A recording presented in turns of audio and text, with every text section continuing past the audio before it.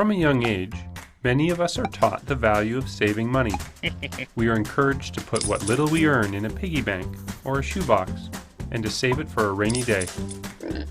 As we get older, some of us open bank accounts and do the same thing but on a larger scale. When choosing our bank, we think about a number of things. Which bank gives me the best rates? Are there any fees? Is there a branch nearby?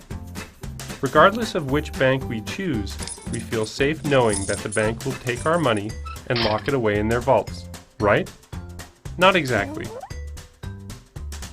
Banks are allowed to take a portion of the money you deposit and use it to make more money by spending it in the economy. The remaining portion of your money they must hold in the central bank or as currency. This is called the fractional reserve rate.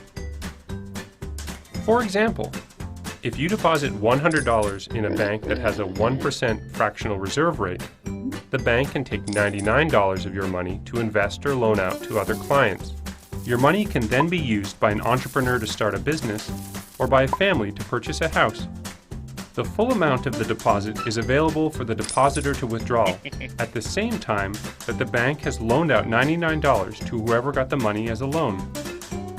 When you take a step back, you see that there is suddenly $199 circulating in our economy instead of your initial $100.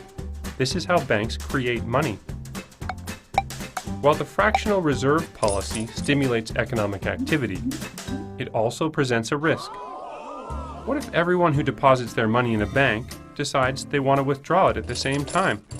Because the bank only has 1% of the depositor money in reserve, they would not be able to pay every depositor back in full. This is called a run on the bank. When banks run into trouble like this, they can borrow from the central bank to repay client deposits, or the fractional reserve rate can be adjusted to help mitigate risk moving forward. In the end, it is the amount of trust banks are able to instill in their depositors that ensures there isn't a run on the banks. In general, this lending and investment activity is also how banks make their money. The money they make through interest on these transactions is used to pay the interest on your account.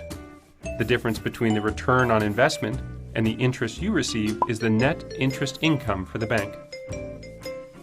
These loans and investments can take many forms.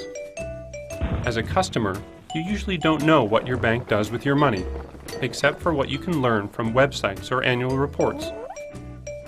Your money could become a personal loan for purchases like cars, mortgages, or home renovations. Or it could help an entrepreneur grow a business by purchasing new machinery. It could also finance more controversial activities, such as the weapons industry or nuclear energy. Banks can give out your deposits to finance loans, but they also have a wide range of investment options in something called the financial economy. We see hedge funds, stocks, bonds. Within this range of investment options, there are investments that are more closely connected to the real economy, and some that don't connect to a physical transaction, but aim to make profits by speculating on price changes. Why is that a problem? The more speculative a financial product becomes, the more risky it is. In the 2007 to 2008 financial crisis, we all witnessed how banks were pulled down by their speculative investments.